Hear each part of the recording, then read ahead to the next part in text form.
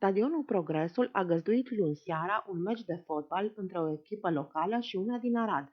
Echipa peccană, sub coordonarea directorului Liceului Teoretic Gheorghe Lazar din Pecca, profesorul Daniel Tot, având ca portar chiar pe primarul Petru Antal, a câștigat cu 6-5 față de echipa ardeană Pito Trans, meci arbitrat de Alin Eugen Bora. Va urma revanșa la Arad. Hai Pecca!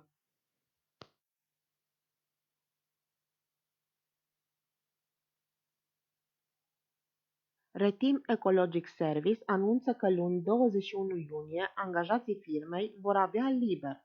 Gunoiul menajer din Tomberonul Negru se va ridica sâmbătă 19 iunie în zona 100 și strada 1, iar gunoiul biodegradabil din Tomberonul Maro se va ridica marți 22 iunie în zona 200. Mulțumim pentru înțelegere!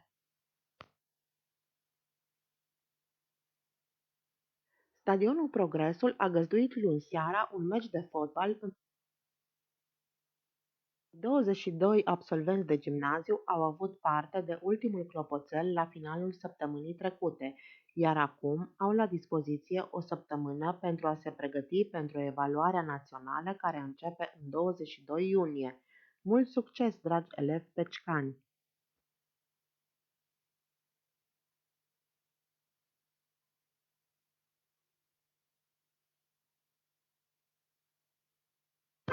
Cauți o firmă de producție publicitară?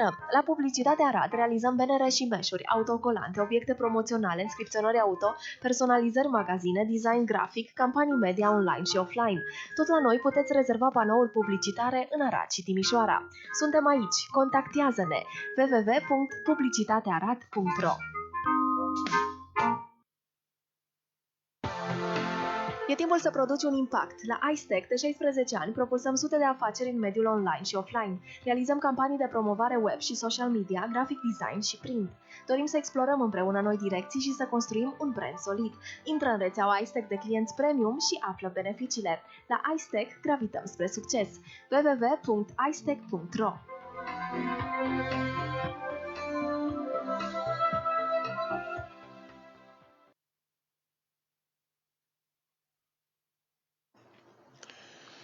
Bună seara, dragi prieteni! Bine v-am regăsit la o nouă emisiune interactiv la Radio Zestra Pecca și Pecca TV. În această seară vă propunem o temă, zic eu, de foarte mare actualitate, o temă care nu a fost tratată cum trebuie, zic eu, de presa de la noi și nu numai.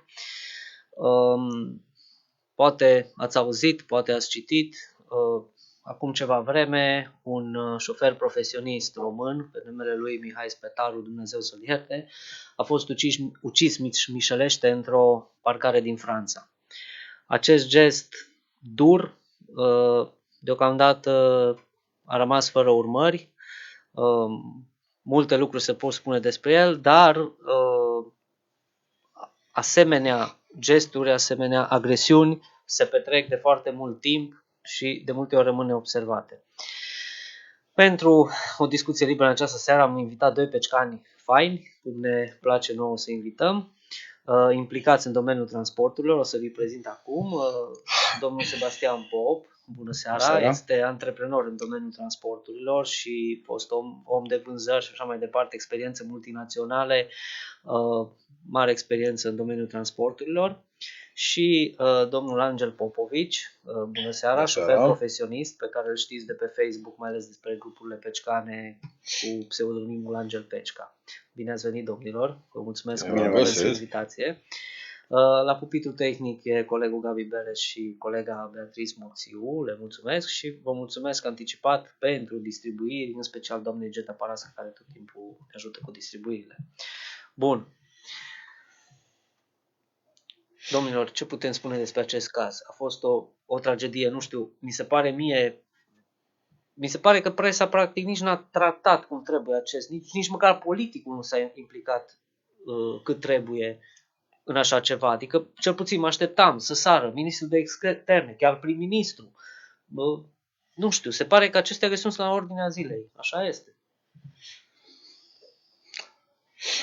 Doamne, multă lume nu știe ce înseamnă meseria de șofer de camion. așa cum am discutat și altă dată, dacă întreb pe oricine, dom'le, poți să conduci mașina autoturism 9 ore pe zi? Și probabil că o să se ridice 4 din 10. Și o să spună da. Și o să zic că da. Și următoarea întrebare e în fiecare zi, de luni până vineri, câteodată și sâmbătă. Și atunci nu o să se mai ridice atâția. Da? 1, 2. Oamenii nu cunosc treaba asta. Cei care pleacă, cursele de camion, în general, sunt curse destul de lungi. Da? Sunt oameni care pleacă să muncească pe comunitate cu săptămânile, sunt oameni care aleg să meargă împreună cu soția, ca să conducă amândoi, să lucreze mai mult, să facă mai mulți bani. Asta implică sacrificii destul de mari, în sensul că stai prin parcări, ești expus la jafuri, ești expus la boli, la accidente, la orice altceva. Adică meseria asta nu e ușoară și nu e pentru toată lumea. Migrația din ultima perioadă din Europa și nu numai migrația, și pandemia a făcut ca lucrurile să se întoarcă cu sus în jos și știi cum e, dacă ești hoț, să fii hoț. Da. Dar să n-am înțeles de ce trebuie să-l omoare, știi? Despre asta e vorba. Acum mii de ani rutele comerciale erau păzite începând cu templierii și mult înainte. Statul francez nu cred că în momentul ăsta, așa cum povestesc colegii camionagini, nu stăpânește foarte bine lucrurile. De siguranța publică în parcările de camion, există no-go zones în Franța, unde nu intră poliția, există chiar și în Paris. Da? În suburbiile Parisului, așa ceva nu este normal. Da? Asta era șocant, pentru că vezi că s-a întâmplat într-o țară civilizată, într-o țară foarte dezvoltată, una dintre cele mai dezvoltate țări din lume, o țară minunată, ca să spun așa, vezi că se întâmplă acolo așa ceva care te-ai fi așteptat să vezi asta la un film, nu în viața reală. Dacă vedeam la un film, ok, s-a întâmplat, bun, dar era în viața reală. Și eu acum fac o paranteză, eu am aflat despre acest caz de pe pagina, o cunoscută pagină de pe Facebook, Ilie Matei, omul șoselelor, un domn care s-a făcut cunoscut, este urmărit de mii de oameni, a relatat o grămadă de cauze de acest gen, s-a implicat, a ajutat familii și așa mai departe, chiar îi și mulțumesc anticipat pentru distribuire, am discutat în privat. Eu pur și simplu m-am șocat din afară. Cum e posibil, adică în Franța, nu, atenție, nu în Kosovo, nu în Afganistan, în Franța, da? Adică, din ce am înțeles, omul o să rog pe Angel să ne spună că a urmărit cazul, am înțeles că omul s-a dat jos din camion și pur și simplu au sărit pe el și l-a ucis. Exact, erau la furat, pentru că, așa se procedează noaptea prin parcări. Și omul s-a dat jos la toaletă. Adică este o normalitate? Adică... Bineînțeles, mai ales... Sunt alții care se ocupă, unii muncesc și alții se ocupă să fure, cu furatul. El s-a dat jos, dar a avut grijă să ducă în spate să verifice, sigiliul sau știu ce o fi avut lacătul. Și erau, e prins în fapt. Probabil că o să iscat o altercație ceva și, Și am înțeles că nici colegii lui din la clason n-a sărit. Exact, știi tu cum e la noi, românii sunt uniți numai pe Facebook, dacă ni se sară, Pe de altă parte, știi cum e, te gândești și la integritatea dacă. Noi am înțeles că aveau ceva mai mare, eu știu, o macetă, o naiba, știe ce. Și aici că duci și întorci. Dar nu prea să sare, într-adevăr, la chestii din astea. Ca o paranteză, emisiunea, ca de obicei, este transmisă doar pe pagina Radio Zestea Pleci, acolo așteptăm întrebările dumneavoastră. Dacă le aveți, o să discutăm despre ce implică și această meserie foarte căutată și să zic că avem foarte mulți șoferi în țara noastră și nu numai. Bun, deci practic este Franța cea mai riscantă țară? Una dintre cele mai riscante, da. Una dintre cele mai riscante, da. Și în Anglia se apropie, doar că în Anglia sunt foarte multe parcări securizate. Dar nu le folosește toată lumea, pentru că unii nu-și permit, alții, eu știu, patroni nu vor din astea și atunci mai ieși pe acolo. Dar în Franța sunt foarte mulți veniți de prin țările, pe care eu l-am colonizat, că de fapt aici ăsta i-a tras la țara mamă și nu se integrează, pentru că 90% din emigranți sau cei ce vin, nu vin pentru a lucra. Aici e problema. Atunci ce trebuie? Trebuie să fure.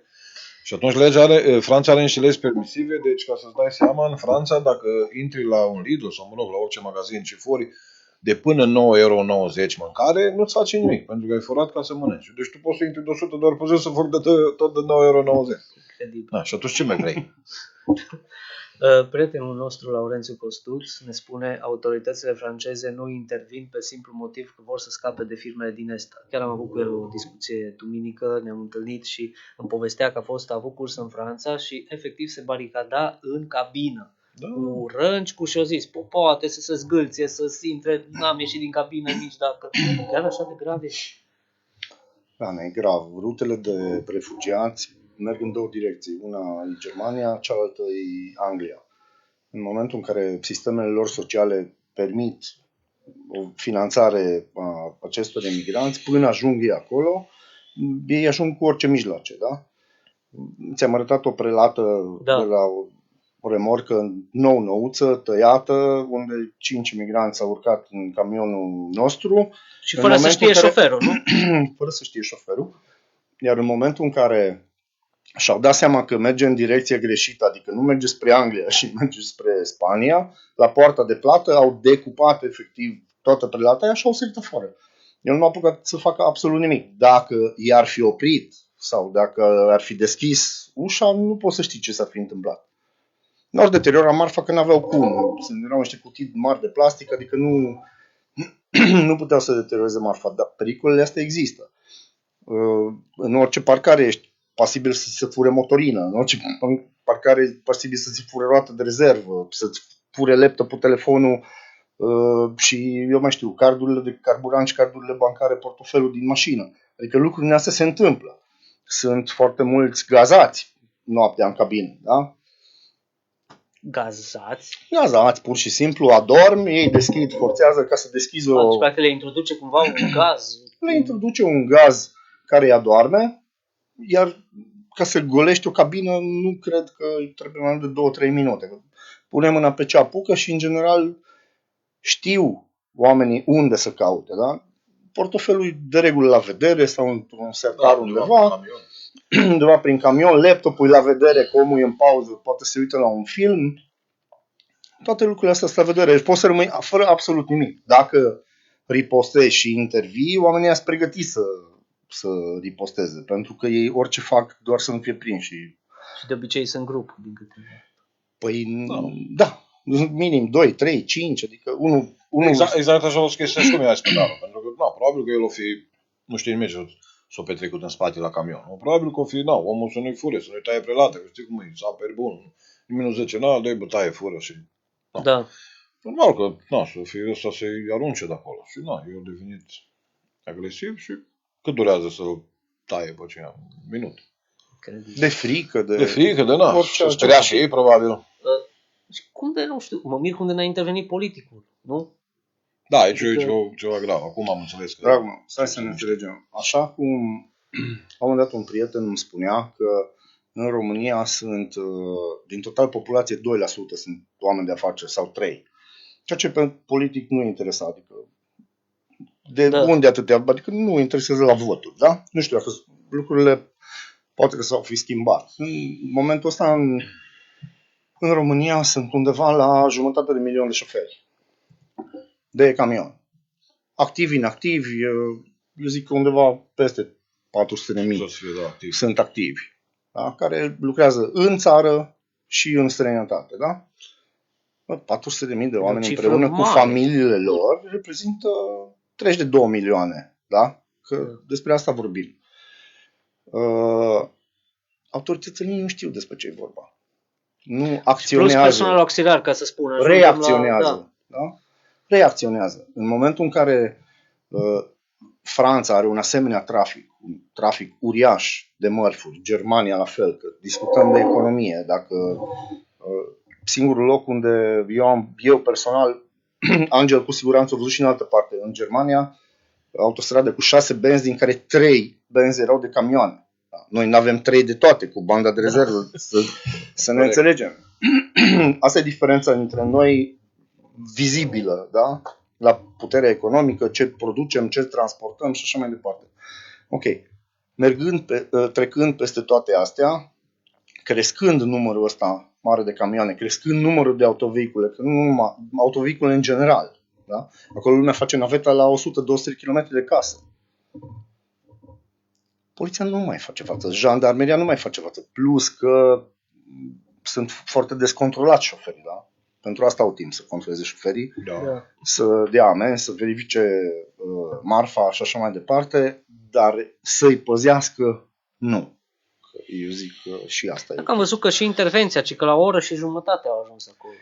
Pentru Nu că a fost un comentez. caz ca oricare altul de furt. No, acesta s-a soldat cu o crimă, ceea ce e o tragedie, dar exact. Deci dacă suni în Franța, dacă suni, de exemplu, fără motorină, da? Da. Cu 1000 de cazuri pe noapte.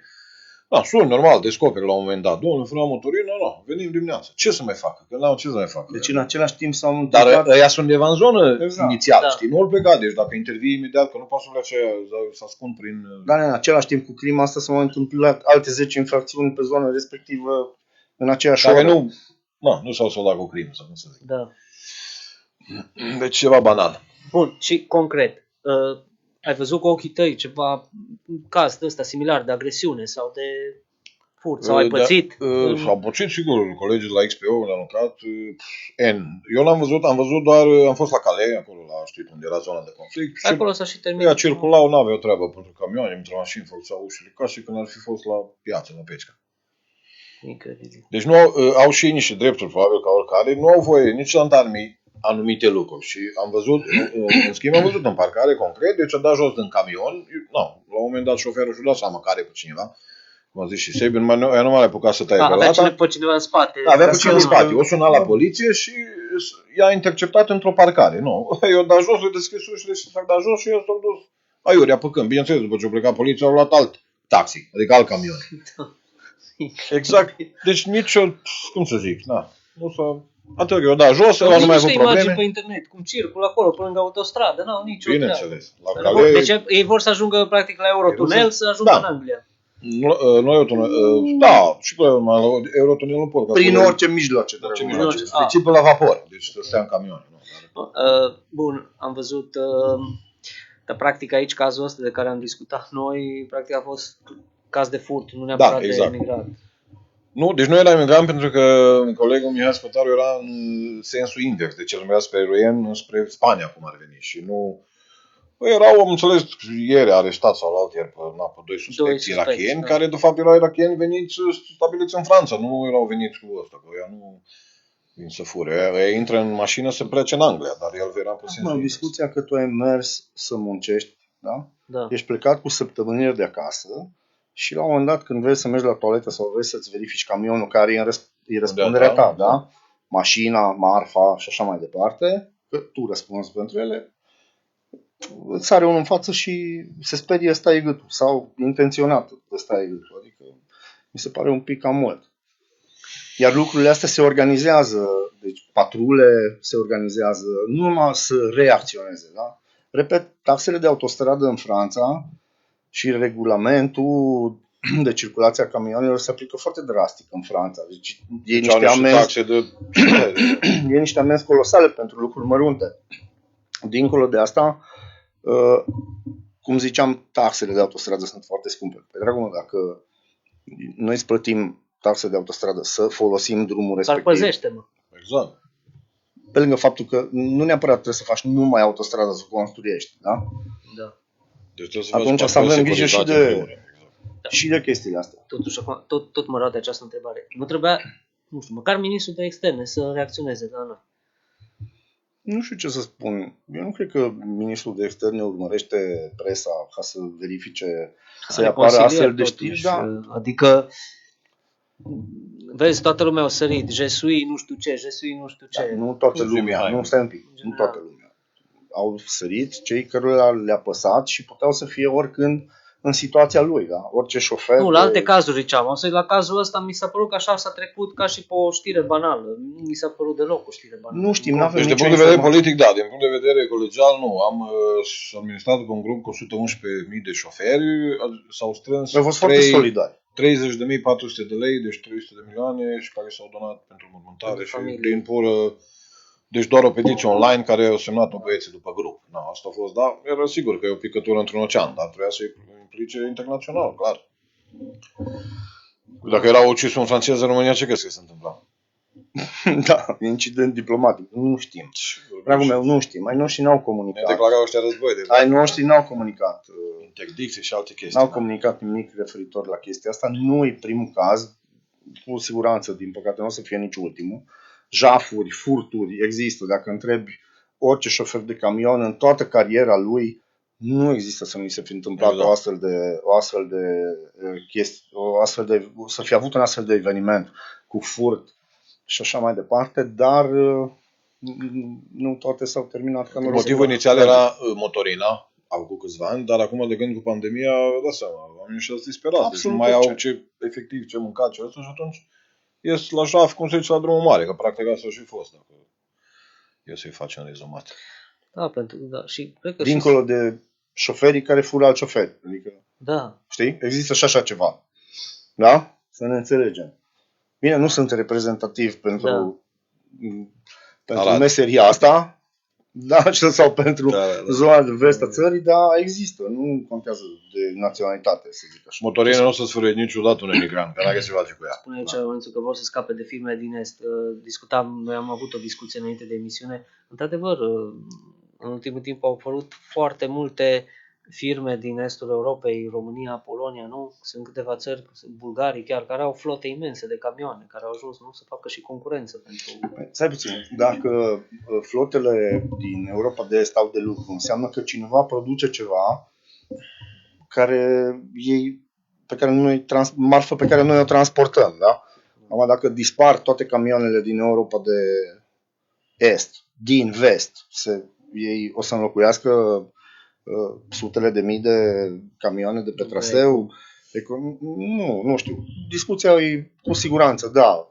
Suntem taxați afară, în general, în Franța cu siguranță, adică dacă mergi la un depozit să descarci și sunt 10 camioane franțuzești în fața ta, toate vor fi descărcate, dacă vor mai fi 2 nemțești și alea vor fi descărcate și tu cu ungurii și polonezii o să rămâi la coadă și cel puțin în 7-8 ore o să stai până te descarcă. Dacă mergi la încărcat tot în Franța, într-un caz din 2, vei păți la fel. Da? Te vor încărca după o zi. Dețit. Și n-ai ce să faci, pentru că noi... nu poți să vedeți, stai un pic, eu eram înainte. Trebuie să încarce, că nu știu unde trebuie să meargă, că parcă tu nu puteți să mergi. Nu e niciodată la fel. Nu e niciodată la fel. Există o tendință din asta să ne taxeze pe noi cei din Estul Europei, dar și toate astea costă bani, înțelegi că Sebi, de exemplu, dacă își trimite un camion, ăsta trebuie să-l descarce la ora 5:30, atunci știe, ăsta jumătate de oră, după aia trebuie să mai meargă 200 km, numai bine ajunge la Rouen la încărcarea respectivă, dar dacă nu descarcă, toate cad. Da. Și totul costă, că ăia o să-l taxeze pe Sebi pentru că nu a ajuns la încărcare, el deja vei spune, păi stai că nu l-a descărcat pe șofer dincolo. Cazul acesta le cunosc și eu aici, mă rog, și Seba a muncit din distribuție și sunt cazuri în care magazinele mari închid recepția că efectiv au un anume program, coada de camioane, ceilalți rămân și stau încă o zi și normal, pierde și toate se dau peste cap. Toate se dau, exact. Pentru că el probabil... Stai puțin, să ne înțelegem. Acum afară sunt 30 de grade, sau era 28 de grade. Da. Să știi că acum în Spania sunt 37. Da, sau 36 de grade. Da? E altceva, dar când ești minus 20... E același lucru, da? Deci sunt condiții extreme de temperatură. Dacă dai drumul la climă în permanență, nu o să mai poți vorbi și nu o să te mai ridici din pat. Dacă nu, te deshidratezi. Deci, oricum, ce vreau să subliniez, că meseria asta nu e ușoară deloc. Acum, câtă experiență am eu, nu am așa experiență atât de vastă în transport, sunt alți foști colegi de-ai noștri care au, cum e Radu, de exemplu, da? De peste un deceniu, dar pot să spun clar, viața de șofer de camion nu e ușoară, ar trebui tratată siguranța șoferilor, siguranța mărfurilor și siguranța mașinilor, care sunt bunuri ale firmelor românești, mult mai serios, iar lucrurile astea ar trebui să fie luate în mână și pe partea diplomatică. E altceva când întrebăm și noi în Franța când ne moare cât un om în halul ăsta, sau cu siguranță au pierdut și polonezii oameni, cu siguranță au pierdut și ungurii oameni, cu siguranță au pierdut și spaniolii și francezi au murit în situații de genul ăsta. Da? Comunitatea șoferilor din România, ca orice comunitate profesională, e destul de unită, dincolo de altercațiile care sunt între ei, dincolo de părerile diferite care sunt între ei. Toți păreri diferite, e normal să tot, fie. Păi da. Câteodată sunt mai expansivi, să zic așa. Comunitatea asta, eu zic că e foarte unită, e foarte bine că e așa, dar nu e destul. Știi? Ce ar trebui? La un moment dat, îți povestesc o chestie, și asta nu ca să mă laud, dar ca să spun feedback-ul șoferilor. A fost prima zi de lockdown de la graniță cu Ungaria și am mers până la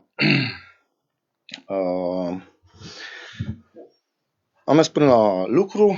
Am văzut că e coadă de 40 de aproape 50 de km până la Szeged, la Vama Ungurească. Vreau să discutăm despre acest. Da, ascultați-l că e foarte interesant ce spune acum. Apăruseră niște certificate eliberate de Camera de Comerț care spuneau că da, domnule, prin acest certificat firma dumneavoastră a avut de suferit sau are de suferit din cauza pandemiei. Cu asta poți să, nu știu, să-ți amână rate, dacă ești în situația ca să-ți amână rate, fără această hârtie nu poți să faci. Ok. După discuția de la Camera de Comerț, da, sigur, vi se eliberează adeverința respectivă, costă 500 de euro. Și am zis, doamne, stai un pic. Cred că n-am înțeles exact unde sunt și ce se întâmplă. Am mulțumit frumos, m-am ridicat, l-am sunat pe un băiat de-a meu de la birou și citind pe drum știrea că sunt atâtea camioane până la Szeged, i-am spus să ia microbuz și să ne întâlnim la metro. Și am cumpărat 1000 de sticle de apă minerală și 1000 de cornuri mari cu ciocolată. I-am îmbrăcat frumos în veste reflectorizante, ne-am pus măștile, ne-am făcut CMR pe marfă. CMR, să explicăm ce înseamnă, eu știu ce înseamnă, dar să explicăm poate cei CMR-ul e documentul de însoțire a mărfii. Da, eu știu ce înseamnă, nu pentru cei care ne urmăresc și nu sunt. Am trecut în Ungaria pentru că fără să transporti marfă nu puteai să treci ca persoană fizică, deja nu mai puteai să intri în Ungaria. Ca să înțelegem, trebuie un document care să justifici ce ai acolo în mașină, să explicăm simplu. Și am trecut dincolo, n-am ajuns până la Szeged, ne-am întors și am început să împărțim câte o sticlă de apă minerală și câte un corn cu ciocolată șoferilor care stăteau acolo deja de 2-3 zile, adică pe mulți i-au prins a treia pauză de 9 ore. Da? Ok. Eu mi-aduc aminte îl găsiți pe pagina lui Sebastian Pop, găsiți acel, dacă căutați, găsiți acel, a fost un episod într-adevăr minunat, gestul ce s-a întâmplat. Ce au făcut cei doi. Am reușit să împrăștiem 3 sferturi din apă și din cornuri, până când a venit la 10-12 ore aceeași mașină de poliție în spatele nostru cu girofar și am zis, ăștia ne arestează, deci e momentul să plecăm. Dar n-ați vorbit cu ei, cu polițiști, spune, domnule? Nu. N-am vorbit, noi n-aveam ce căuta acolo, în mod normal, da? Okay. Șoferii de camion au fost foarte ok, pentru că ne-au făcut loc să intrăm între ei, ca să nu stăm pe următoarea bandă, să nu blocăm, să nu... Da. Când trecea poliția, noi eram în veste reflectorizantă ca restul lumii, nu prea băteam la ochi foarte tare, doar că microbuzul era între camioane, adică nu trebuia chiar să stăm la niciun fel de coadă. Care a fost feedback-ul șoferilor? Primul lucru, au fost șoferi care au zis mie să nu-mi dai apă, pentru că eu am apă, dă-mi cornul cu ciocolată, dă-i la cine nu are, deci atenție. Da. Da? Am dat la toată lumea, indiferent de camion, că era turcesc, de naționalitate, ungur, polonez, român, nu contează. Și au zis, ne-a oprit unul din Cluj. Și au zis, băieți, toate stațiile vuiesc că voi veniți și să vă facem loc. Și chiar când vedeau microbuzul, ne făceau loc să intrăm între ei, da? Mă zic, nu știu dacă vă ajută foarte mult. Și zice, n-ai idee cât de mult ajută la moral. Da. Da? Și practic Despre asta moralitatea a fost. Odată. Ce s-a întâmplat după? Aveam doi colegi de la firmă în coada respectivă care ne-au ajutat să adică în momentul în care i-am prins, i-am rugat, uite, un bax de apă, uite, un bax de cornuri cu ciocolată, te rog, împrăștie la 3 colegi de sus, 3 colegi de jos. Da? La ora 22 seara au venit mașini de poliție din Ungaria și le-au împărțit apă. Adică ăia știau foarte bine ce facem, că nu numai românii vorbeau pe stație, vorbeau și ungurii pe stație, da? Da. Super. Cumva, adică au rămas ei impresionați, bă, uite ce s-a întâmplat. Îți garantez că dacă noi nu făceam asta, nu veneau să le dea apă, da? La fel cum ai văzut cozile în pandemie, la începutul pandemiei, între Austria și Ungaria, sau atât în Germania, unde veneau oamenii și lăsau baxuri de apă șoferilor. Dragul meu, nu poți să-ți iei provizii pe săptămâni, de exemplu, dacă știi că vii acasă. S-ar putea să rămâi fără apă, dacă nu ai unde să mergi să cumperi, ce faci? Erau foarte importante transporturile atunci pentru că eu mi-amintesc perfect că vorba aia, lucrez în vânzări, da? S-au vândut atunci luna aceea, perioada aceea, februarie, martie, aprilie, a fost criminală între ghilimele, adică ai vândut enorm, lumea a cumpărat orice și să spunem clar, dacă marfa nu ajunge la magazin, nu aveți ce cumpăra. Clar. Deci puteți să ziceți, da, mă duc să cumpăr aia. Nu, dacă nu funcționează transporturile, nu aveți ce cumpăra. Clar. Da, pandemia asta o luat pe nepregătită pe toată lumea, să zic așa. Fiecare stat și politicieni de acolo au reacționat într-un fel cum au crezut, cum au știut ei mai bine. Bine, atunci cred că nimeni nu ștea cum să reacționeze la ce s-a întâmplat. Da, nici nu comentez că a fost bine sau rău. Eu zic că e bine că am ajuns în situația asta, că începe să repornească economiile din Europa. Bine, vedem că repornesc economiile din Europa, că benzina și motorina se scumpesc tot la 2 zile cu un cent. Da. Deci ultimele 4 pandemia zile... a fost 99 de cenți, acum e 1,52 pe Italia. Bun, stai, atunci era 70 de fapt, da. Ce puțin în România, și acum e unul și un pic. Încă în România stăm bine. Dacă aveam supraacciza celebră cu 10 cenți, eram grozav, treceam de 6 ani. Nu uitați, pe pagina Radio Zestea Pecica vă așteptăm comentariile. Apropo, Sebastian Pop și Angel Pecica la noi în studio. Apropo, cei doi sunt foști colegi de clasă. Nu s-au văzut de 30 de ani. Iată, s-au întâlnit. Da. Da. Înainte, chiar m-am mirat că după aceea am aflat că au fost colegi de clasă, dar avem aici un comentariu interesant, un prieten bun de-al meu, Ioan Prinț, tot așa a fost în distribuție și noi s-a făcut șofer și mai departe, iată ce-a pățit. Da. Eu am pățit în Italia, am lipsit 3,5 minute, 3-5 minute de la camion și când am revenit îmi erau forțată ușa.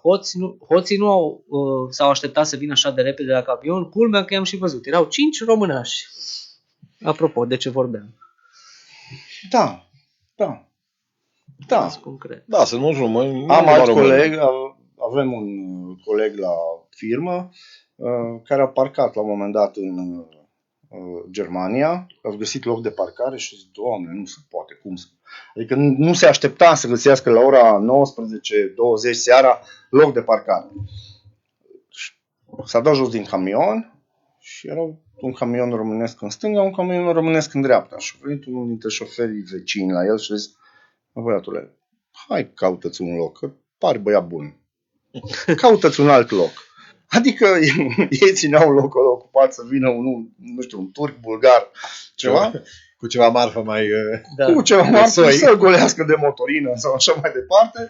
Așa că românul nostru a mulțumit și eu plecam mai departe. Vrei să zic din ce județ să ia doi? Nu are rost, nu? Da. Deci practic l-au lăsat locul liber ca să vină... Da, să vină Prada, să vină unul să-l facă. Să vină Prada, da. Deci, repet, Dane, viața de șofer este o viață care nu este deloc ușor. Și nu multă lume nu știe treaba asta. Da, pentru că pare multă lume crede tot, ce simplu, n-au nicio treabă, sunt, uite, spune Laurențiu, Dâmbovița. Da, spune Laurențiu, da, ok. Are impresia, ce da, șerau, domnule, da. a făcut școala de Da. șofer, să urca pe camion și nu are nicio treabă, numai să plimbă și gata. Nu e chiar bani. așa. Chiar Păi, deloc. Nu e așa, Cu, deci cu știi, ce am început? șoferia 9 ore pe zi. nu-i, eu am o vorbă, șoferia nu-i doar talpă și cheie. Deci trebuie să știi cum zicea Sevi, să știi să faci un CMR-ul, să știi să faci la rampă, și nu e pentru oricine. Și cum zice Clau, trebuie să-ți placă. Îți Da. placă, exact. Sunt foarte mulți care, posesorii de permis de conducere de orice fel de categorie, că e de motocicletă, că e de camion, nu înseamnă că el e șofer sau că el e motociclist, dar care e permis. Știi? E mare diferență, da? Da. Posesorii de permis sunt altcineva. Șoferii profesioniști sunt altcineva. Cum spuneam, 9 ore să conduci tu autoturismul și următoarea întrebare, în fiecare zi 9 ore? Probabil că odată pleci în concediu și conduci 9 ore autoturism. Dar ești rupt și și șoferii îți fac asta zilnic. Cu 40 de tone. Și mai merg și la program de 10 ore. De 2 ori pe săptămână. Deci, nu e ușor, să știi. Banii sunt ok, nu poți să spui, pentru că e de unea de extern, nu neapărat că sunt ok. Acum voiam să trecem la o temă, eu zic, importantă. Cât de atractivă este această meserie? Ok, am înțeles, sunt peste 1,5 milion de șoferi profesioniști români. Cât de atractivă este știm și exact sau cât merită, sunt, știi bun, cum. merită, ok. La undeva la jumătate de Merită, milion. să vedem, merită 450. riscurile. Ce înseamnă? Cât câștigă aproximativ? Sau și ce implică? Că am discutat, apropo, noi am discutat înainte să spun, ok, câștigă o sumă poate peste media din România, dar există și cheltuieli. Despre asta Sigur. vorbim. Păi la o firmă care se respectă, cu bonusuri, cu eu știu ce mai e, poți să ieși la 2500 de euro, care e o sumă enormă în România, nu? Că Da. raportând la 1390. Vorbim de net, da? Vorbim de net, bineînțeles. Ok. Nu, vorbim de tot pachetul salarial. Despre asta. Deci cu tot cu, cum să spun, cu diurnă, cu salar, cu bonusuri, că ai bonusuri, dacă, eu știu, depinde de, Dacă de performanță, ajungi la dacă încărcări, la descărcări, totul merge ok. Poți să câștigi, să zicem în jur de 2000, dar poți să câștigi și mai mult pe lună. Ceea ce raportând la 1000 și nu știu cât de lei e salariul. Și practic există un salar fix, nu? Există un salar fix care 90% e cel minim și există diurna pe extern care, cât ți-am spus, dacă nu fumezi și nu bei, rămâi cu bani frumoși. Dacă nu fumezi și bei. Bun. Ce cheltuieli ar fi, că să spunem? Păi ce cheltuieli ar fi? Pe săptămână undeva la 75-80 de euro e mâncarea. Acum depinde și ce mânci, dacă vrei icre negre și așa. Da. Și restul nu prea ai cheltuieli. Dacă îți mai cumperi o haină, o ceva, eu știu, mai mergi undeva, că nu să stai numai în camion. Mai ieși, de exemplu, dacă ajungi lângă un oraș mare, nu? Din zona industrială, poți să te duci în oraș să vizitezi, să mai mergi, dacă te ăsta. Dacă nu, poți să pui deoparte chiar și 1500 de euro, nu? Dar 1000 poți să pui pe lună. Deci, Și 1000 pe lună înseamnă 12.000 de euro pe an, nu? În 2 ani sau 3 ani ți-ai luat casă, ceea ce într-o viață nu faci cu 1300 de lei pe lună, nu? Bun, și până una alta, atunci putem înțelege de ce unii acceptă aceste Exact, asta e, deci... Păi, stai puțin, uite, noi am lucrat în distribuție, da? Da. Păi noi am avut riscuri la fel de mari, doar că exact. Oricine iese pe stradă și se urcă într-o mașină, la circulația de astăzi, la traficul de acum, se expune. Indiferent, când am venit de la Arad, era un accident pe Vlaicu cu 2 bicicliști loviți de o mașină. Nici nu știu dacă era clar petrecere de pietoni, dar toată zona era blocată. Da? Discuția e că pericole există peste tot. Remunerația și... o să mă înjure multă lume pentru chestia asta, dar remunerația nu e corectă. Remunerația ar trebui să fie datorită taxării excesive a muncii, remunerația e cumva, pachetul salarial conține peste jumătate diurnă. Da? Exact.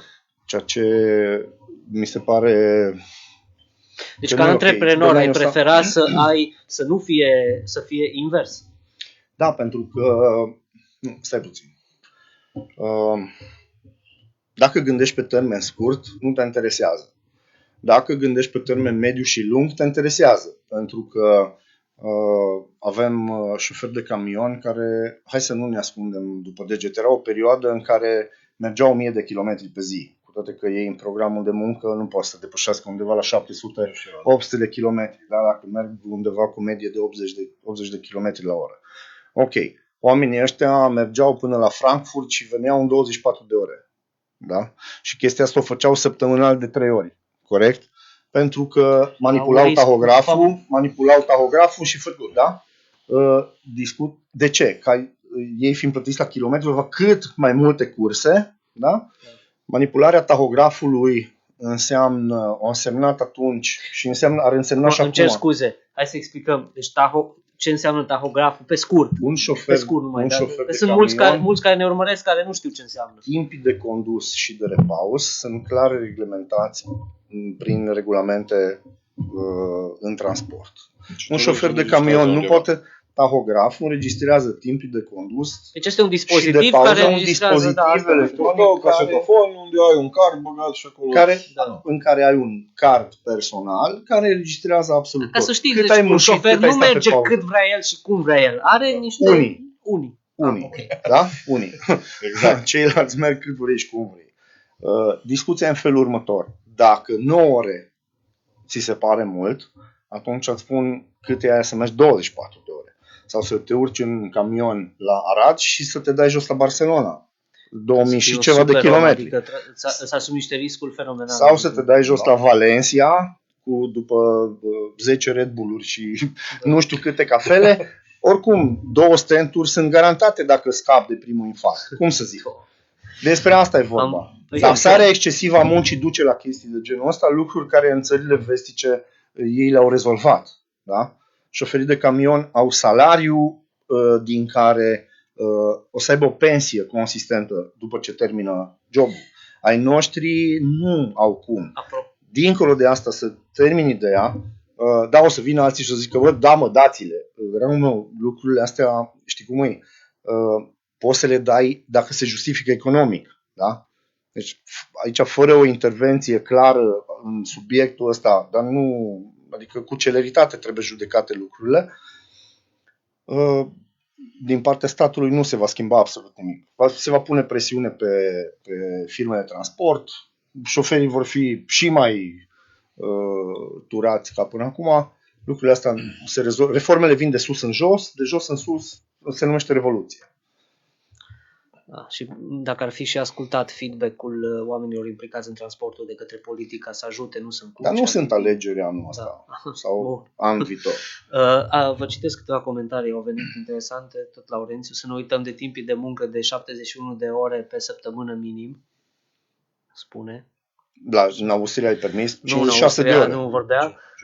Și iată, prietenul Ioan Prin spunea, merită că altfel nu veneam în Germania. Apropo, el s-a mutat cu jobul în Germania, efectiv. Adică, în Austria. Nu, în Germania vorbesc de Ioan Prin. Ok. Laurențiu la fel, în Austria. Laurențiu în Austria, da, scuze. Deci altceva. Zice aici, vis-a-vis de salariale, șoferul este profesionist, dar salarizarea de bază în România este de muncitor necalificat, minim pe economie. Ceea ce vorbeam înainte. Încă o dată, dacă nu cunoști un subiect, nu înseamnă că ai dreptate. Adică corect. Toată lumea cunoaște din punctul lui de vedere. Da? Din punct de vedere al angajatorului, e total altceva și pot să zic că un șofer pe mine nu mă interesează. Dar trebuie să te intereseze că dacă nu există un cadru legislativ ok, atunci... Dar noi tot nu expect, știi? Ce știi românul mai bine? Politică, fotbal și șoferie. Unul la mână, ce am văzut în perioadă scurtă de când fac transport și aia înseamnă 3 ani, acum și 4, e că a fost o haiducie groaznică în transport. Da? Groaznică. Angel știe mult mai bine ca mine, da? Mult mai bine ca mine. Nu s-a respectat absolut nimic niciodată, niciun fel de regulă. Dă-i să meargă cât de mult. Păi absolut. Până în 2000, cât a fost? 2006. 6, nu a existat tahograf pe alea de 7,5, de exemplu. 7,5. Da, mergeam până la Constanța și veneam înapoi dintr-o pedală. Iar șoferii au fost întotdeauna antagonizați cu patronii, da? Lupta de clasă ascuțită, ba niște sindicaliști de la șoferi, ba de niște nemernici din partea patronilor care nu le-au plătit. Cum adică să lucreze la 2-3 luni afară pentru tine și tu să nu-i dai bani? Da?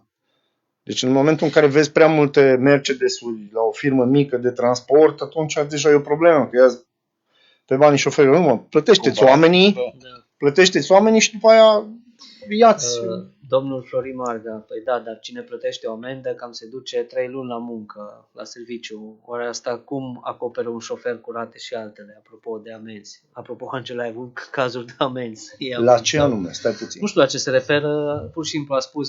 Mă gândesc că vrea să spună că dacă iau un șofer o amendă mare, degeaba câștigă atâția bani, că dacă iau o amendă mare, merge 3 luni la muncă să plătească amendă. Numai puțin. Acum, meseria asta, nu știu de ce ar trebui să iau amendă mare dacă e respectat și regulile de circulație și așa mai departe. Bine, de regulă, să știți, un șofer profesionist are actele în regulă și respectă legile. Orice s-ar spune despre că șoferii nu știu cum și nu știu cum. Nu e adevărat. Eu vezi în trafic când conduc mașini se vede clar șoferul profesionist care respectă. Să fim siguri. Da, doar că la amenzi trebuie să mai facă noi și niște compromisuri. De exemplu, trebuie să intri să descarci, eu știu, mai ai 7 minute, mai sari peste ele. Pe Angel îl salută domnul Apostol Cristian. Spune, bună seara, așa românul muncește ca robul, e bun cât produce. Exact. Da. Într-adevăr. Bun, și atunci, te întreb, merită riscul, nu merită? Uite, sunt șoferii profesioniști care spun, da, merită. Sunt alții de care ne-a dat exemplu Sebastian înainte, că nu merită sau nu au rezistat. Deci merită strict din punct de vedere financiar și căruia îi place. Sunt și cum să zic, trebuie să-ți placă, clar. Da, ce îi place în sensul că eu, de exemplu, personal nu pot să stau la un birou. Că nu știu, nu pot. Na, eu am fost tot timpul pe drum. Ai depășit deja 4 milioane de kilometri. Da, deci ce vrei să stai unde? Nu la birou. Cum să depășești la birou? Dacă mă duc, înțelegi, văd alte locuri. Cum să spun, oriunde m-am dus în orice oraș și am fost pentru prima dată, mi-am făcut timp să mă duc să-l vizitez sau eu știu să fac niște poze sau mă rog, dar la birou nu pot să stau din principiu că nu pot să stau 8 ore, tot pe scaun stau și 8 ore dacă mă duc, clar. Da. Dar văd altceva, nu văd numai, eu știu, ecranul laptopului sau dosare sau cum era mai de mult. Da, altul invers, dar cea mai importantă chestie sunt banii, pentru că câștigi de 4 ori, minim de 4 ori mai mult ca și când ai câștiga oriunde în țară. Bine, nu mă refer dacă ești director de bancă sau altceva. Da, să știi atunci, că nu toți directori de bancă câștigă 2 mă rog, era un exemplu. Și atunci tu zici, stai puțin, dacă lucru aici în țară, adică la un job oricare altul, Leonii, Tacata, că avem exemple, nu? Știi, atâta iau, atâta plătesc, bineînțeles, facturile toate astea și rămân cu 500 de lei pe lună, să zic, da? Da. No. Acolo poți să rămâi cu de 10 ori mai mult pe lună, ceea ce e de 10 ori, nu? Și atunci, dacă gândești pe termen lung, nu, e clar, cu aia 500 de lei pe lună îți cumperi o casă sau o mașină în 60 de ani și cu aia de 10 ori mai mult îți cumperi în 6 ani, știi? Și atunci de-aia preferă, hai să mergem, că asta e, pe comunitate, unde se câștigă, dar uite, te expui la riscuri, poți să și mori. Sunt mulți, cred că cu toții avem venituri mari, cu riscuri mari. Exact. La fel, mineritul e o meserie cu riscuri mari, cu venituri mari.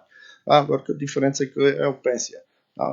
Statul român încă nu a găsit, prin atâtea campanii electorale și atâtea bătăi politice, să pună niște oameni care să-și adune mintea în cap, să se pună la masă, să se consulte cu mediul de afaceri în acest domeniu, dar mediul de afaceri nu cu cele mai mari firme sau cu cele mai mici, da? Cu o experiență relevantă și cu cei onești. Pentru că există, ca în orice alt domeniu, și oameni care sunt în transport, indiferent că ei sunt proprietari de firme de transport sau șoferi care nu sunt onești deloc și cu care nu poți construi absolut nimic.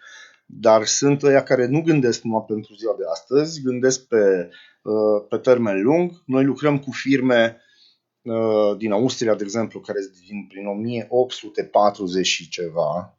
Da? Deci care sunt să zic, state vechi, să zic.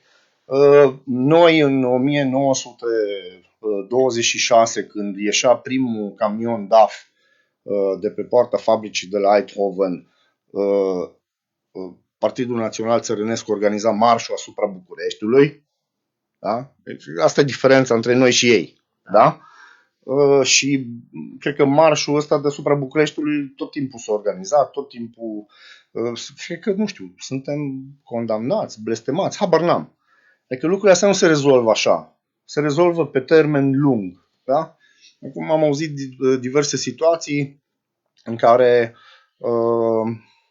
au fost, acum ani de zile, foarte multe firme de transport au fost în proces cu ANAF-ul pentru că diurna s-au considerat venituri salariale. Păi stai mă.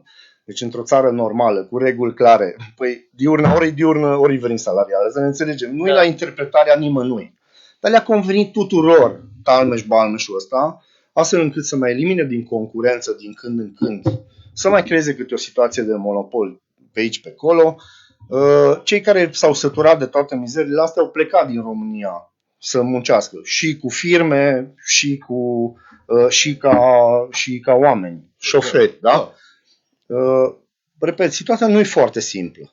Nu e simplă, trebuie luată așa bucată cu bucată și pusă pe alte baze, complet, cu bună intenție. Dacă 500.000.000, nu știu ce forță de muncă activă are România la ora asta, dar știu că ungurii au undeva la 5 milioane din 11, știi? E mare diferență față de noi care 5 milioane din 20, să zic. Da, niciodată n-am înțeles de ce, niciodată noi nu știm cât suntem, dar cred că... Din cauza că sunt foarte mulți plecați afară. Și din multe alte cauze. Și multe alte cauze, ar fi funcții în administrația publică mult mai puțină dacă ar fi numărați ok românii. Acum, cred că e un alt subiect la altă emisiune și asta nu e o emisiune politică. Dar discuția este că abordarea mult mai realistă, cu bună intenție și repunerea bazelor taxării muncii în România și dacă 10% din forța de muncă activă nu te interesează în România, ce te mai interesează? Și să revenim. Nu e vorba doar de vorba. Deci nu vorbesc de partide. Luăm în calcul și familiile și poate prietenii și așa. Ajungem deja la 2 milioane de voturi. E o cifră imensă. Da. Acum gândește-te. Care depind de jobul ăsta. Hai, ții minte. Da, care depind. Ții minte, Claudiu, pasajul de la mult discutatul pasaj de la Arad, care nu s-a mai terminat în 10 ani și arunca vina unii pe alții și nu contează. Nu, ăsta a făcut, ăla mi-a făcut, nici n-are rost să vorbim. Gândește-te la chestia asta, cozile alea interminabile, de câteodată de 5-10 kilometri. Da. Păi eu n-am văzut pe niciunul să facă campanie electorală acolo, la coada aia. Să zic că bună ziua, eu sunt Stan Păpuș și am venit să vă povestesc că eu sunt cel mai bun și vă rog să mă votați. Mergeți acasă. Loaia cu ele de rost la ei. Știi? Da. Era băgat în suportul de roți, de rezervă. Ceva de genul ăsta. Nu i-am văzut nicăieri. Adică, nu știu, dacă vrem să construim ceva pe termen lung, trebuie să avem o total altă abordare. Lucrând în vânzări, știi foarte mult cât training ai mâncat, da? Că noi am fost altcineva acum 5 ani, cu 10 ani, cu 20 de ani. Exact. Dacă orientarea a fost ca să fim mai buni, să folosim experiența care am dobândit-o pentru lucruri ok, atunci putem să vedem înainte. Sper că s-a uitat la emisiune și s-au uitat și persoane implicate politic, poate îi se aprinde cuiva un beculeț și se gândește, da domnule, hai că totuși e o comunitate imensă, hai să vedem hai să ne punem la o masă să vorbim, să vedem ce putem face noi ca și politic ca să ajutăm, uite, apropo, prietenii noștri din continuare ne scriu, eu am prins noi cum să iei amendă dacă respecti timpii de lucru, ceea ce discutam și Laurențe spune clar, peste 200.000 muncim afară. Eu estimat. Ca șoferi, mă gândesc. Știi ce mă supără cel mai tare? Că noi chiar nu avem de unde să luăm datele astea, știi? Da. Bun, și încă ceva, apropo de antreprenori, da? Acum, nu știu ce am văzut aici colo. Se și caută șoferi și nu găsiți, nu? De multe ori. Se întâmplă. Nu e adevărat. Eu am dat, de când mă ocup de transport, săptămâna asta am dat primul anunț de angajare pentru șoferi. Dacă firma plătește bine, șoferul nu pleacă, spun sigur. Adică nu neapărat plată. Dar asta e peste și tot. bani. Asta eu zic că e peste tot valabil. Deci nu neapărat plată, că poate să-ți dea 3.000 de euro și să te oblige să mergi pe program. Deci mă refer la corectitudine, exact. Da. Cum ziceam, Deci dacă- până la Valencia să faci 3.000 de Dacă kilometri, firma ok, șoferul nu va pleca. 2 zile. Știi? Nu o să plece că nu-i place camionul albastru și vrea unul roșu. Da. Doar dacă îi se întâmplă ceva, ori îi taie din bani, ori îi dă pe caiești, cum se întâmpla mai de mult. Sau îi zice, bă, trebuie să mergi acolo, trebuie să ajungi. Cum? Păi trebuie, dar cum? Că, știi? Și atunci mai pleacă, dar dacă nu, n-are cum să nu găsească, pentru că văd, ți-am spus, s-a administrat după grupul ăla de 100.000 de șoferi, văd care firme, care, bă, ăla nu plătește și nimeni nu merge acolo. Pentru că acum în 2021 e la informație, deci înainte mergeai la o firmă, vorbeai cu un șofer, nu să zic. Da. Dom'le, cum e la Și spunea voi? punctul lui de vedere. Super, bine, ăla probabil că eu avea 15 ani în firmă și normal, primea alte curse, sau eu știu. Și atunci mergeai cu capul înainte și bineînțeles, tu lucrai 3 luni fără salar, că nu ți-l dădea, sau eu știu, mă, n-am acum, îți dau 3 luni odată. Și pe aia timp când vedeai că țapă, plecai, dar rămâneai fără nimic, dacă, sau, eu știu, implementai proces care i-ar costa și tot așa, știi? Acum nu mai e chestia asta, pentru că lumea se informează. Deci tu, că dacă vrei să mergi undeva, văd zilnic aproape, cel puțin 50 de postări. Colegii, ce știți despre firma X. Cutărescu din Cluj? Nu, și atunci tu te uiți, sunt 100 de comentarii. Dacă 90 de șoferi spun că e bine și 10 nu, e clar, ăia 10 au avut o problemă, eu știu, nu se integrează toată lumea la fiecare firmă. Și atunci te duci, clar, nu? Dacă e invers, din 100 de șoferi, 10 spun că e bine și 90 că nu. Diferit. Păi, da, nu te mai duci, frate, că numai dacă ești bătut în cap, nu? Da. Încă noi nu avem format nici antreprenoriatul, că în 30 de ani nu avea când să se formeze, știi? Da.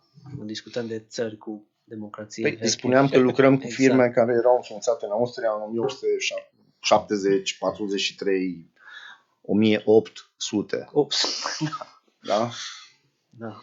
Cred că făceau transport cu căruța și așa mai departe, adică să ne înțelegem foarte bine că noi mai avem foarte mult de lucru Căruța cu cai, și n-ar fi rău să ne apucăm de lucru, știi? Deci, în loc de tot circul ăsta la care noi suntem spectatori și nu știu cum tot noi plătim biletul, știi? Noi plătim, reacționăm emoțional, cineva scoate din noi cei mai buni sau mai rău, dar oricum reacționăm emoțional și toate biletele, toți micii, noi plătim până la urmă, știi? Da. Uite, a trecut aproape o oră, a trecut cam o oră și nici n-am simțit cum a trecut timpul. A fost o discuție foarte interesantă, ne-am apropiem și noi de final. Și da, sunt foarte mult. Mă uitam după ce ne-am încălzit acum. Da. După ce a fost ucis Mihai, vedeam, bineînțeles, fiecare șofer să dea cu părerea ce ar trebui să se schimbe, adică, eu știu, să ai numai dube, nu prelate, sau în fine, mă rog. Între care mai mulți șoferi avansau ipoteza de a porta fiecare șofer armă în cabină. Să se înarmeze. Da, ceea am ce văzut și nu eu. e de adevăr, dar îți dai seama dacă prinzi o nuntă de polonez pe parcare, să mai fie și pistoale. Da, s-ar putea să scadă brusc numărul șoferilor cu 10%. Îți dai seama că Prin autoeliminare în care fac parcare. niște parazantire, cum se zice la noi pe parcare, și atunci dacă mai au și pistoale, deci asta nu e o soluție, că nu poți să-i dai, nu poți să faci o diferență. Bă, ăsta e ok, nu bea, îi dau pistol, știi? Da. Na, pe de altă parte, iar, dacă îl împuști, iar ești de vină. Deci nu... Deși mulți ar prefera varianta asta din câte văd, dar... Se auto. Bine, au fost situații extreme în care șoferi chiar au călcat intenționat migranți. De exemplu, la un moment dat un șofer de la o firmă, putem să-i spunem numele? De la Duvenbeck, a fost omorât la Calais, parcă, de către emigranți, iar la o săptămână după aia un coleg de-a lui au sărit în fața camionului să-l oprească și a trecut peste ei. 7 sau 8. Deci nici nu s-a uitat. Da, într-adevăr, cu siguranță au făcut pușcărie pentru chestia asta, dar situațiile astea te duc în extrem, înțelegi? Să ne înțelegem foarte bine. Tu ești dacă ești căsătorit, ai copii, n-ai copii, da? Soția a pățit ceva, au picat cu bicicleta, habar n-am, și-o rupt piciorul. Tu ești la Madrid. Explică-mi și mie ce poți să faci. Copilul face febră acasă, da? Tu ești în cursă oriunde, plecat în lume. Nevasta trebuie să-l ducă noaptea la urgență. Tu ce poți să faci? Adică știi cum e, cum povesteam noi că viața de polițist are niște privilegii, dar e mult de prea altă plină parte, stai un pic, mult prea plină de privațiuni. da. Există totdeauna plusuri și minusuri în orice meserie. Și meseria asta e la fel de plină de privațiuni. Da? Vorbeam cu un domn care m-a sunat pentru angajare și zicea, dom'le, stau câte 2-3 luni afară, aș vrea să mai fiu și pe acasă. Hai să vedem cum putem să... Un tip cu care am avut o conversație excelentă. Da. Acum copilul termină școala și eu trebuie să mă duc să-l lucrez. Nu o să-l văd când termină școala. Da? Era conștient de lucrul ăsta. Dane, stai puțin. Copilul ăla nu termină școala de 10 ori, să zic așa. Nu Singurătate. de 10 ori de capacitatea, altul de 10 ori de bacul. Da. Da? Hai să mai facem o dată ca la căderea Reichstagului, știi? Să mai filmăm o dată, că ieri nu e și filmarea. Nu merge. Da. N-ai cum. Nu merge treaba asta. Da? Deci viața asta e plină de privațiuni. Păi, Și de riscuri. și de riscuri. Da? Hai să... Totul depinde de abordare. Bun.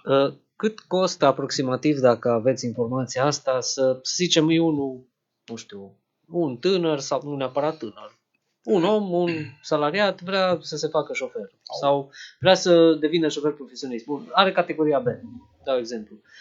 Cât îl costă ca să devină sau nici nu știu, habar n-am. Mult, foarte Ce mult. trebuie să facă? Trebuie să-și facă CEU, trebuie să-și facă... Da.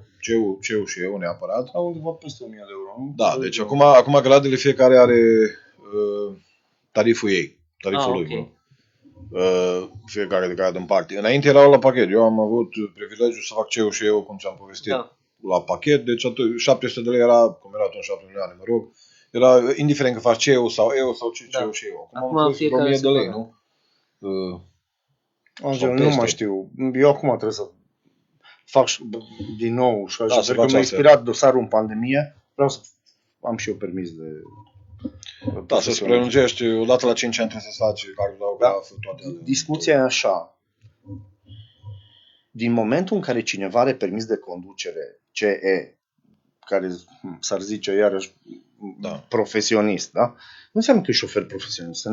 De acolo Șofer plecăm. Are profesionist permis, înseamnă că șoferii profesează. Da? Deci nu, dacă ai CEU și eu, nu ești profesionist. Trebuie să ai un neapărat. atestat profesional. Dacă ai CEU și eu să lucrezi la, eu știu, magazinul din colț, ești... Nu, Trebuie să ai kilometri făcuți. da, nu trebuie să lucrezi Dane. Prima dată profesionist. îți faci școală de șofer, ai luat examenele, după care ți iei atestatul profesional, după care poți să conduci. După ce ai cardul tahograf și atestatul, da? Atunci evident că te duci la o firmă unde te duci cu un alt șofer mai experimentat care să te învețe și are răbdare să te învețe. Sunt firme care angajează începători cu 0 km și îi școlesc, îi țin un an sau 2 prin contract, după care dacă doresc poți să plece la altă firmă sau 6 luni sau așa mai departe. Pe vremuri erau școlile auto, da? De meserii, care Școala de șofer. școala de șoferi, da? Nu mai sunt, că prin bunăvoința unora nu mai sunt. Deci tu acum, dacă faci CEU și eu, de fapt faci un curs. Dar ok. nu înseamnă că te urci pe camion a doua zi, știi? Trebuie să... După 10 ore de conducere, poți să ai CEU și eu. Dacă ești capabil, ai trecut examenul, ți-ai luat sala și ai luat orașul. Odată CEU, după ce ai luat CEU, mai trebuie să faci odată 6 ore și să iei și eu. Că așa, deci noi nu simplificăm lucrurile. Da, Noi le complicăm. Exact. Și ca un șofer să parcurgă din ziua 1 până în ziua în care ajunge cu atestatul, mână ia vreo 6 luni, știi? Noi nu avem șofer de camion, dar nici nu-i ajutăm ca să se școlească mai repede, știi? Nu avem cum. Că era prea simplu să facă CEU și eu deodată, era prea simplu să le impună minim 30 de ore de conducere cu camionul. Șoferii profesioniști din ziua de astăzi se formează pe tandemuri cu cap și remorcă, știi că CEU poți să mergi Cu CEU poți să mergi doar și cu camionul. Adică... mergi cu un camion mai mic, da, de până 7 tone jumate și după aia dacă pui și remorcă după el e L-ai format 10 ore pe o mașină de genul ăsta, după care îl urci într-un camion, da? Care are 13,6 metri lungime, numai remorca și încă vreo 4-5 metri cabina, ansamblu foarte mare în care el nici nu știe, cum să-ți explic, nu știe de unde se coboară volanul, știi ce spun? Da. Și el poate să bage cardul tahograf și să intre pe autostradă, să te ia pe tine în plin. Da? Asta înseamnă inconștiența lui care formează pe cineva pentru o meserie, pentru că nu are nicio legătură formarea lui decât cu legea. Să se respecte legea, domnule. Dar nu are nicio treabă dacă ăla știe sau nu știe ceva. Dincolo de asta, un ansamblu, cap, tractor și remorcă, nou, costă peste 100.000 de euro, știi? Adică vorbim și de partea cealaltă a lucrurilor. Dacă cumva transporti marfa și n-ai fixat-o, ai pus o frână și ți-or veni toate țevile prin cabină în cap. Sau omori pe alții și pe tine, da? Deci, repet, trainingul e baza tuturor. 6 luni pentru formarea, adică orice guvern, în orice țară care ar modifica puțin legislația și ar pune accent pe lucruri reale și nu pe povești, că acum văd că la ora 8 și 9 se umple Aradul de mașini de școală de șoferi care circulă cu 30 de ore pe cele mai aglomerate bulevarde. După școala de șoferi pe care elevul absolvă după 20 de ore sau 30 de ore de conducere, ia sala, are permisul și urcă pe autostradă, dragul meu, și merge cu 130 la oră. Și îl întâlnește pe Angel cu camion de 40 de tone, nu au niciodată. Nu avea unde să-l vadă, știi? Are ceva legătură școala cu realitatea? Nu. Da, zice domnul Florin Marga că ne urează multă sănătate și poate a face o schimbare. E bine că e optimist. Păi speranța moare ultima, dar moare și aia. Da, trebuie să știi logic, mai ales când mergi cu asemenea, între ghilimele, hardughine, trebuie să știi și cum să pui frână și cum să iei curbă și așa mai departe. Chiar am văzut acum marți cum merg eu de la Oradea acolo la Leș, în celebra vale. A fost fără victime, dar camionul era în șanț, ars, deci nu știu ce a transportat, probabil ceva perisabil, cu o dubă, 2 mașini praf, ne-a deviat circulația peste sate pe acolo, n-am putut, la întoarcere am trecut pe lângă, m-am îngrozit, adică n-a mai rămas nimic de acolo, adică se vedea că aia a fost o cabină de camion, adică sunt riscuri, practic, concluzionând, dragi prieteni, din discuția noastră, meseria de șofer profesionist este una foarte frumoasă, mai ales dacă ți-o place, una bănoasă, mai ales pentru România. Pentru orice țară. Bine, pentru orice țară, dar ok, meserie bănoasă ca așa, dar plină de foarte multe riscuri. Și privațiuni. Cei care doriți să vă apucați de așa ceva, trebuie să luați în calcul sau eventual mai ascultați o dată emisiunea online și vedeți ce au spus acești oameni faini care au experiență. Bun. Acum îmi permit să vă întreb pe fiecare așa de final. Vine un tânăr la voi, la fiecare. Domnule Sebastian, Angel, vreau să fiu șofer. Ce îi spuneți? Ce ați spune? Las pe Angel să răspundă primul. Ce să-i spun? Depinde ce vrea. Vezi că există du-te vino, care e mai ok, ești acasă. Ce înseamnă du-te vino? Du-te vino adică, eu știu, de obicei camionul se încarcă lunea dimineața. Da. Și mergi, eu știu, în cazul ideale. În cazul ideale, că se mai încarcă și pe weekend, bineînțeles. Dar să zic, pleci luni dimineața din țară, nu ca orice job. Da. Și tu mergi dimineața la lucru luni, nu? Dacă nu vii luni seara acasă. Și da, poți să ajungi, de exemplu, poți să mergi până în Germania sau aici mai aproape, eu știu, descarci marți, mai încarci miercuri și ajungi joi sau, mă rog, ajungi vineri și gata săptămână. Ești pe weekend acasă cu familia, aia e ok. E un job bun, probabil că banii nu sunt chiar atâția, dar e un job ok din punctul meu de vedere. Problema e că astea sunt cam ocupate. Că, na, știi cum e. Și atunci sunt mulți puține mărfuri care se încarcă luni și exact. Știi? Păi, apropo, mai sunt alte 4 zile din săptămână. Vorbeam de Laurențiu, că tu ne scris aici, îmi spunea că muncește, cum livrează la marile hipermarketuri în Austria, duminica muncește destul de des. Clar. Adică sâmbătă și duminica... Stai puțin, Dane, stai puțin.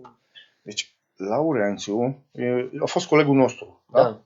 Îl știm. Deci Laurențiu e tip muncitor, da? El a făcut o alegere. Da. Să ne înțelegem. Deci dacă el poate să se facă Nu orice s-a plâns, dar sau mi-a oricine relatat, mi-a altcineva. spus, uite, eu am curse, mă trezesc la 4 dimineața, Da. mă duc, încarc, fac și stau Bine, la 4. dar are la un niște curs, da. beneficii pentru chestia Da, asta. e Adică altceva. ceva pentru, are o balanță destul de echilibrată pentru asta. Bine, cu siguranță se poate și mai bine. Să răspund la întrebare, dacă vine un tânăr, au venit. Da? Ah, ok. Au venit, Chiar sunt curios. au venit Un caz prieteni concret. de-ai mei Da. care au lucrat în vânzări, 0 km, s-au gândit că, doamne, eu... 0 km că nu mai condus N-au tir mai sau nu condus mai camion niciodată, camion. aveau permis de conducere toate gradele din armată și așa mai departe. Da, în condițiile economice actuale poate fi o alegere să fii șofer de camion. Unii rezistă, unii nu rezistă. Eu încurajez pe toată lumea să încerce, pentru că am văzut oameni foarte determinați că eu o să rupă munții și am văzut oameni care am avut impresia că o să cedeze și sunt foarte ok. Au învățat din mers și au învins fricile. Nu o să ridic capul înainte, știi? Eu mă... Da. Au învățat ce înseamnă să miști un mastodon de 40 de tone. N-au fost atât de... Ego-ul lor a fost mai mic, în sensul că au învățat de la colegii mai vechi și sunt foarte bine, mersi, și fac, nici nu știu, de multe ori am impresia că nici nu mai lucrează la filmă, că noi le dăm destinația, nu avem niciun fel de întrebare, totul e ok, descarcă, primesc destinația de întoarcere, încarcă din nou, adică s-au acomodat foarte, foarte ok cu meseria. Repet, am și prieteni care am așteptat. Ce scuze, vorbim de oameni care au aici, înainte de a fi șofer profesionist, au avut joburi destul de importante în companii mari sau care am și eu caz concret de care vorbeam, care chiar în primărie Arad cu o funcție destul de importantă sau care au muncit în diferite societăți comerciale mari pe funcții mari, oameni cu studii superioare și mai departe, au preferat să fie șoferi.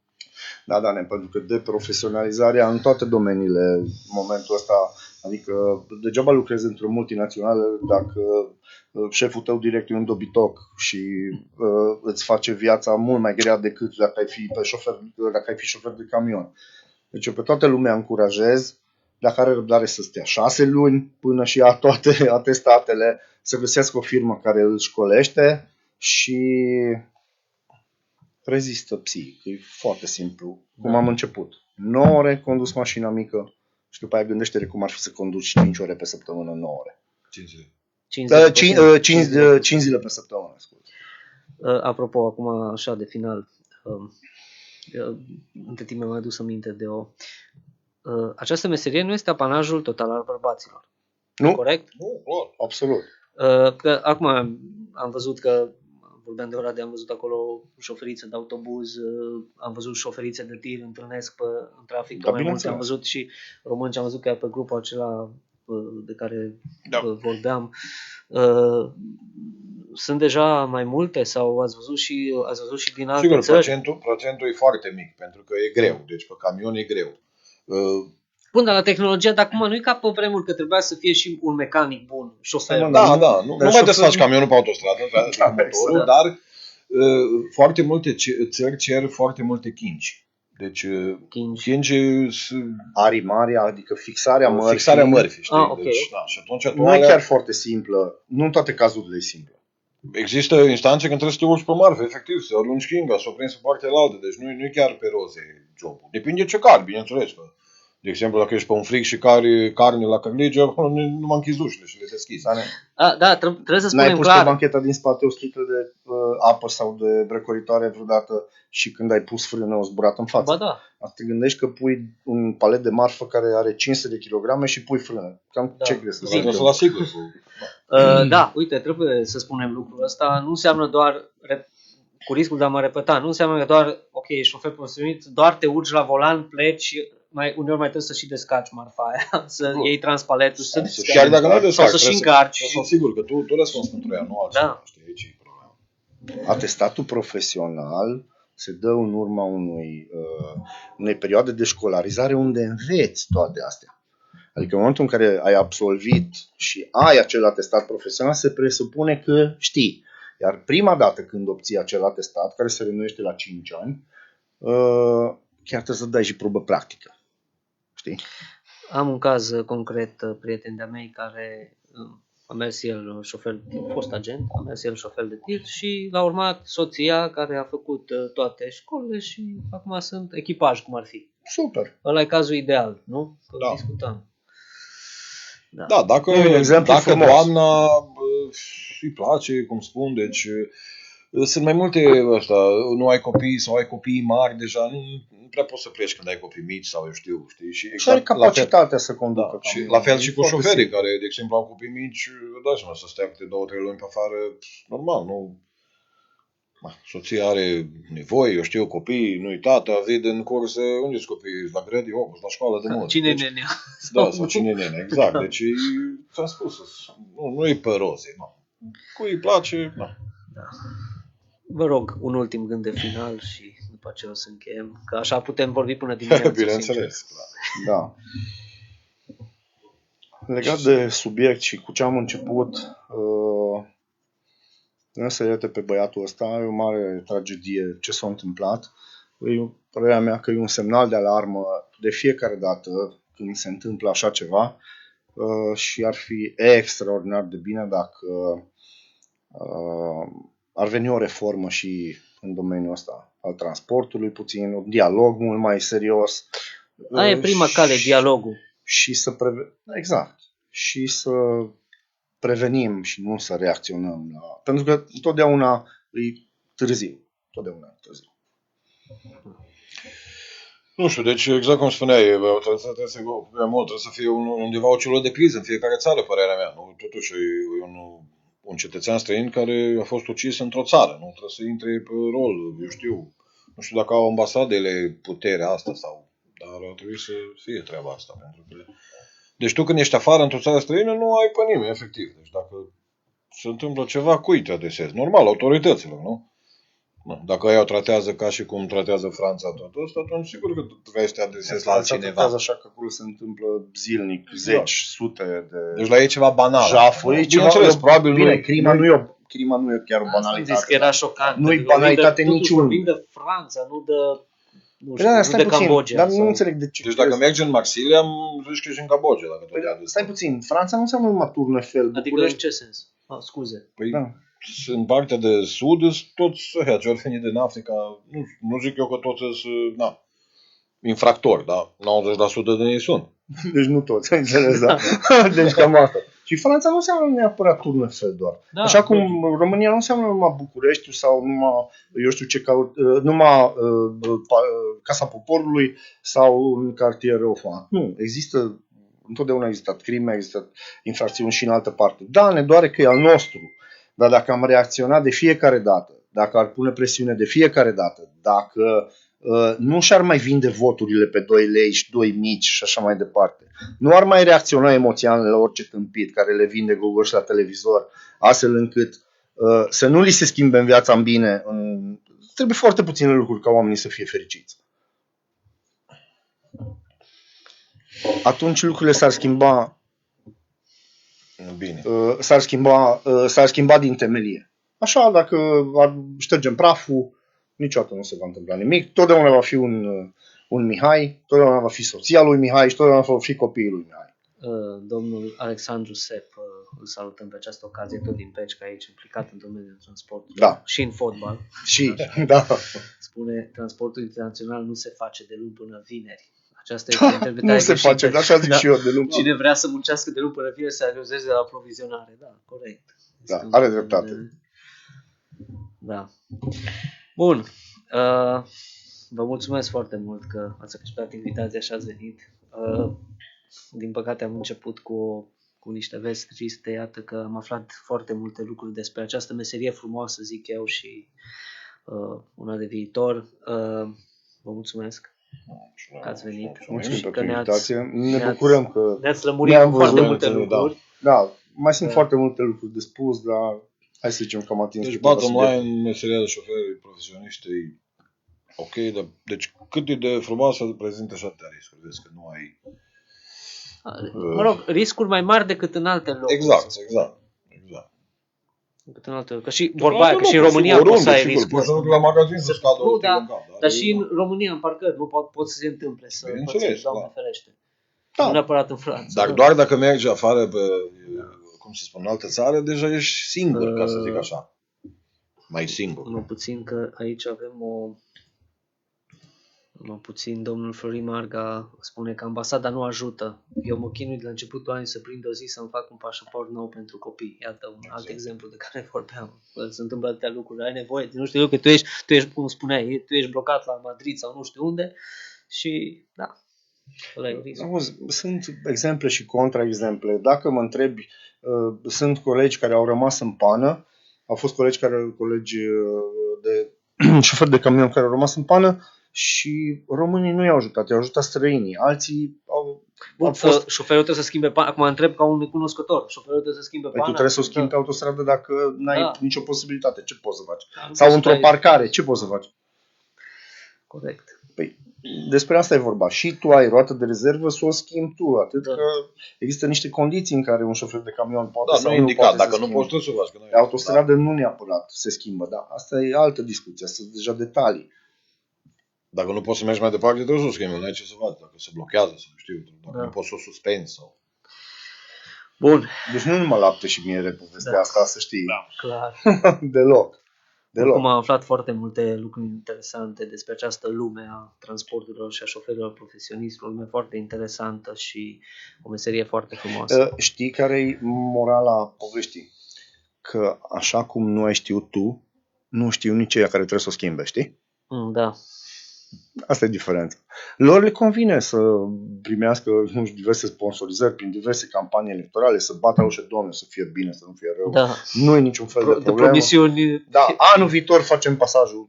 Anul viitor facem pasajul. Peste 5 ani facem pasajul și toată lumea e liniștită că doar în 5 ani nu mă tură de Cu lege. pasajul ce am citit și eu atunci. Așa în cum n-ai presă. știut nici tu sau Da. n-au știut mulți dintre cei care ne ascultă sau ne urmăresc, astăzi nu știu nici ei. Și iar pe ei nu mă interesează. Știi? Dacă- Ei nu sunt Je suis Ai Mihai. vorbit de acel pasaj care, în fine, este Aici nu vorbim de gata. partide, vorbim de oameni Da, care pot corect. să facă ca lucrurile să se întâmple. Apărea în presă, era, mă rog, o organizație a șoferilor, nu știu care, acum chiar nu știu, o organizație profesională, cred, conducătorii acestea spunea, domnule, până una alta să rezolve pasajele de pe centura Aradului, că, mă rog, cum se ieșeau pe aici, cum se iese pe aici din țară. Sigur, aici S-au făcut presiuni, că erau niște discuții cu guvernul legate, nu mai știu atunci. Are cozile de 20 de Da. kilometri de la Vamandă de la Și acces. până una alta să rezolve pasajele aceea și apoi să vorbească. Că asta era discuția atunci. Un șofer are voie să conducă 6 programe într-o săptămână. 6 programe de 9 ore. Cât crezi tu, dacă e ultimul în coada aia de 20 de kilometri de la Vama Nădlac, în cât timp crezi tu că traversează dincolo? Da. Mai mult de 9 ore. Da? Să vezi Clar. să prinde pauza pe Vorbim de urgență. poluare, Partea de vorbim urgență. de timpul de lucru, vorbim de că alea câteva mii de camioane poluează cât ar polua, nu știu, cetul 2 luni de zile. Vorbim de că tone de banii marfă ăia nu sunt ajung. pierduți pentru firmele românești. Ungaria la un moment dat a calculat că din cauza ambuteiajelor în trafic pierde undeva între 60 și 100 de milioane de euro pe an. Și generează o poluare care ar putea fi evitată. Motiv pentru care s-au apucat să facă autostrăzi. Știi? Mă rog, Da, I-a întrebat cineva pe colegii unguri cu ce pot ajuta românii ca să prevină sau să reducă cozile de camioane din vamă. Ai auzit tu undeva în presă vreun politician care a zis chestia asta? Ai auzit tu pe cineva de la externe să meargă la externele știi când? din Ungaria? Înainte de alege, nu? Nu. Pe domnul Igaș l-am auzit când era ministru. Și chiar atunci. Nu, vorbesc acum, recent. Atunci. Acum Atunci e am vorba. auzit. Da. Acum nu, recent nu. De 2 ultimii 3 ani. Schengen nu poate. Băgatea și în Schengen, nu e cea mai faină înjurătură. Dar oricum, Dane, încă o dată, sunt 52 de săptămâni într-un an, sunt 52 zile de luni, da? În care avem cozi de 20 de kilometri, cu mii de oameni, da? Hai mă, chiar nimeni nu s-a dus, ok, nu știu cine, Stai mă, o să ne zică, nu-i treaba externelor, e treaba internelor. Perfect. Dar ce nu vă duceți, bă, și externele și internele? Mergeți împreună. Mergeți la unguri, nu le povestiți numai de Trianon, de Transilvania, cine a fost primul în Ardeal și în Kaufland. Că nu interesează chestia asta pe șoferii de camion care stau acolo 48 de ore. Înțelegi? Nu așa se rezolvă. Sau să trimiți pe altul să cumpere în limba română mici la una care habar n-are, vorbește numai ungurește. Poate să se întâmple și invers. S-au rezolvat cumva problema camionelor ne-a mai crescut vreo autostradă? Nu. Da? Deci dacă nu s-a rezolvat nimic în chestia asta, hai să facem ca lucrurile să se întâmple. Da? Că lucrurile se văd. Și se pierde extraordinar de mulți bani. Cred că a urmărit când vasul ăla a blocat canalul Suez, nu? Da. Da, s-au pierdut 9 miliarde de dolari pe zi. Deci el a stat 6 zile, a blocat nu știu câte sute de vase. Ce vorbeam în timpul emisiunii. Exact același lucru și se în blochează vamă, doar că transporturile. Exact. Nu știu, am citit undeva, dar nu mai știu exact în câte zile au zis că dacă se blochează transporturile, în maxim nu știu câte zile, se golesc total magazinele. Deci nu așa, total. Adică nu mai găsești nimic. Dar zici că mulți au încă stocuri de hârtie igienică de pe Da.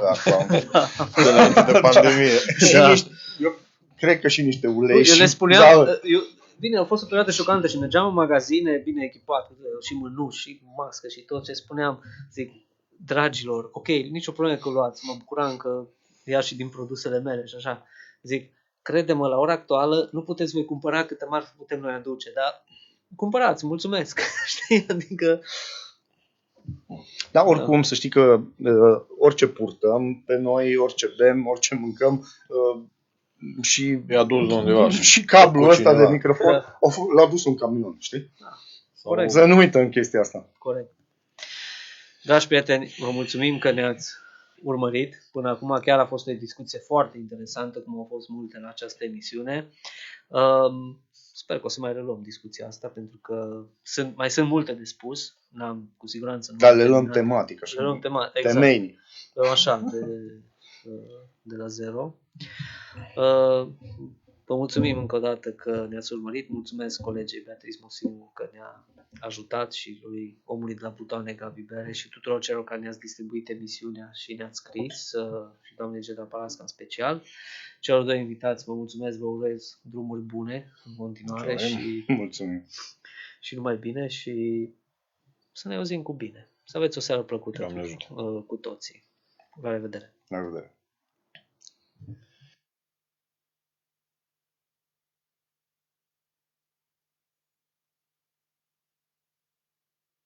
Stadionul Progresul a găzduit luni seara un meci de fotbal între o echipă locală și una din Arad. Echipa peccană, sub coordonarea directorului Liceului Teoretic Gheorghe Lazar din Pecca, profesorul Daniel Tot, având ca portar chiar pe primarul Petru Antal, a câștigat cu 6-5 față de echipa ardeană Pito Trans, meci arbitrat de Alin Eugen Bora. Va urma revanșa la Arad. Hai Pecca! Retim Ecologic Service anunță că luni 21 iunie angajații firmei vor avea liber. Gunoiul menajer din Tomberonul Negru se va ridica sâmbătă 19 iunie în zona 100 și strada 1, iar gunoiul biodegradabil din Tomberonul Maro se va ridica marți 22 iunie în zona 200. Mulțumim pentru înțelegere! 22 absolvenți de gimnaziu au avut parte de ultimul clopoțel la finalul săptămânii trecute, iar acum au la dispoziție o săptămână pentru a se pregăti pentru evaluarea națională care începe în 22 iunie. Mult succes, dragi elevi pecicani!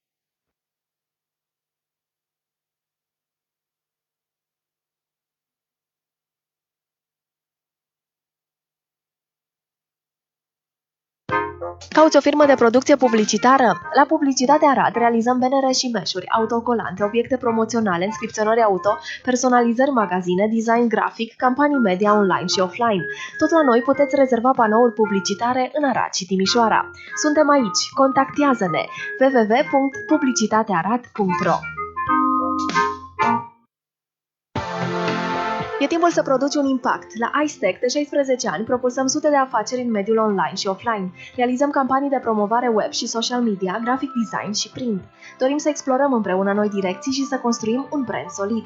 Intră în rețeaua iStack de clienți premium și află beneficiile. La iStack gravităm spre succes.